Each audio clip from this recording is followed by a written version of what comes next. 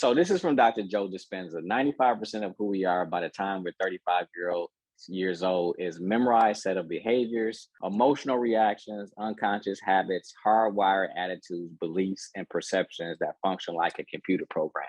So everything I've been showing you guys is really the inner workings of the computer program. You can see those brain patterns, you can see those brain maps, and then from there you can do a cascading effect in how that goes across in your life. And when you talk about these memorized sets of behaviors, emotional reactions, unconscious habits, again, these are things happening underneath the surface. You're not even consciously participating in it.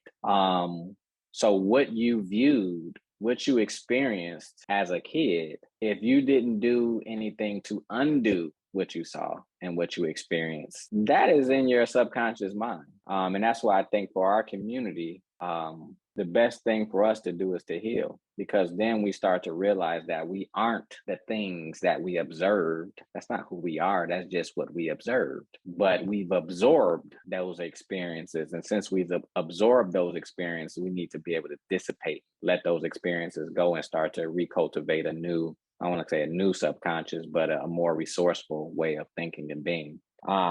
I saw this video that came out yesterday, and it was from Love and Hip Hop, and it's with Little Scrappy and his mom. And I want to share this because it was very powerful, but I also want to kind of break it down as well. So I'll just play it now. House. I grew up in a trap house. Yep. So all I knew was that, you know what I'm saying? And I love you because you held it down and like you did what you had to do. But imagine you never had child to, point of view. You never had to sleep with your mama 24/7 because you couldn't go in your room. Okay. You never had to walk in on dope. Yeah. You never had to walk in on this, you know what I'm saying? The way I was raised, I had to deal with that because everything that happened, I had to deal with that. And I'm still dealing with it because ain't nobody come and take me to give me no help. Ain't nobody got me no help. I learned about that when I got older. Okay. So do you know this real, cuz like this this in my head, my whole life, in my head. The I go through, I can't even go to her, she hard. I can't go to you hard. So I'm on the concrete, my granddaddy ain't that hard. Wow. So that's a very powerful clip. I mean, I get emotional watching it. Same.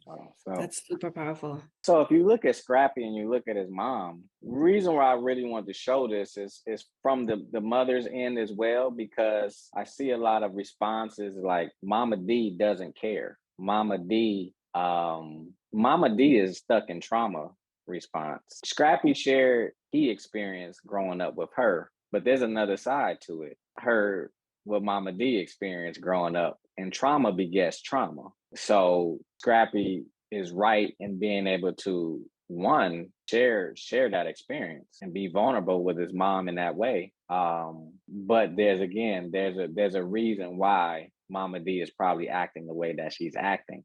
And I guarantee you, if you go back into these maps here, we can start to see where she's probably at. Let's go back here. So if you ever watch Love and Hip Hop and you've seen Scrappy, you can tell he's been in a fight or flight pattern. You know, he's always fighting. Seems like he's always fighting. And again, that behavior is not conscious. That is unconscious behavior. And this is why we say do the healing work, is so that you can break that pattern and start to exhibit new behaviors. And this is what he's trying to do by trying to talk to his mother about what he experienced. He's trying to break a pattern. But one thing he said, you know, I'm still dealing with it as yet because it's in your body. You see the emotional response for him? It's in his body. So even after that event, he may walk away and that may feel good that he was able to share that, but you still got to empty the cup out. You still have to empty the cup of the body. And we're going to talk about that. So let me go forward though. And anybody can ask questions too. This is open forum at this point. So let's move forward because I want to show this in terms of stimulus response. We live in a stimulus response feedback loop. So when you take a look at our culture, you look at, again, let's talk about the imbalanced brain. If you look to the top left there, that's the the left side and the right side. The right side, you see an overactivation that has to do with being stuck in the sympathetic, which is the fight flight response. So let's say that this gentleman here, let's call him Dante. Let's say that Dante grew up in an environment where there was stimulus that caused him to go into fight or flight. And what that stimulus may look like is, it can look like being abused. It could look like being abandoned. It can look like being bullied. It can look like, having absentee parents. It could look like having parents with mental illness. It can look like having a parent who was in prison. It can look like many different things to activate that response, that fight or flight response, and now that he's stuck. And then you start to look at what are the physical reactions that take place. The physical reactions, and you can start to think about this for yourself too, and scan your body as I call these things out. Elevated shoulders. Where are your shoulders at right now? Tight neck. Where's your neck? Clenched jaw.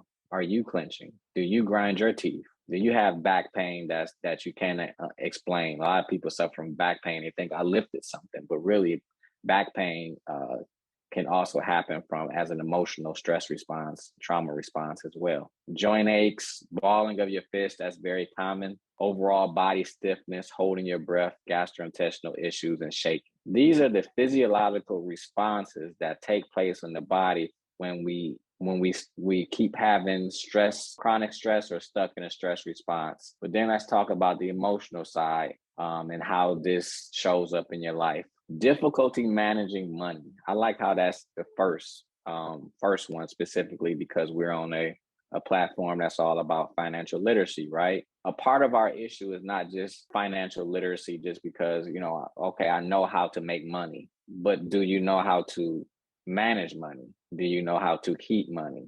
And that's been our biggest thing. We know how to get money. Like, look at this spending though. And what are we spending the money on? Well, if you look at the top right, those physiological symptoms, you're going to try to self-soothe yourself. And what's the best way to self-soothe? Well, to spend. You're going to spend your way out of pain, right? And spending your way out of pain might look like, and I talked about on the last class, it may look like retail therapy. It may look like overeating, over consuming food. It may look like you have out of the top 10 websites in the world, 3 of them are porn. And so if you start to look, like we're self-soothing in these ways, we're trying to alleviate the symptomology. We just have bad choices in terms of, or bad, we're using the wrong resources to do so. Can you still hear me? Yeah, I can hear you.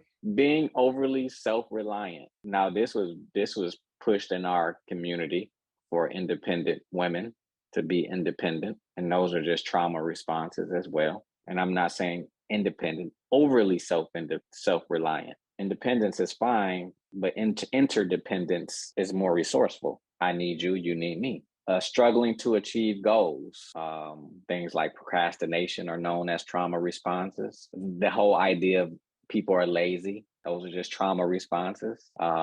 Body image issues. That's very big in our community now. Everybody's running to fix their bodies because that's the way that we can get attention. Attention has become a new currency. So what do you need that attention for? Well, what's the basic thing that you need attention for? It's another way of self-soothing, is to have the attention from others because it can make you feel whatever that may be, confident or loved. But again, all of these have diminishing returns. These things that we do to try to really solve the issue has a diminished return. In the long run, it is not helpful. It's helpful in the upfront, but in the long run, you may be spending more time getting more surgeries. This is what you see with plastic surgery, specifically in like Hollywood.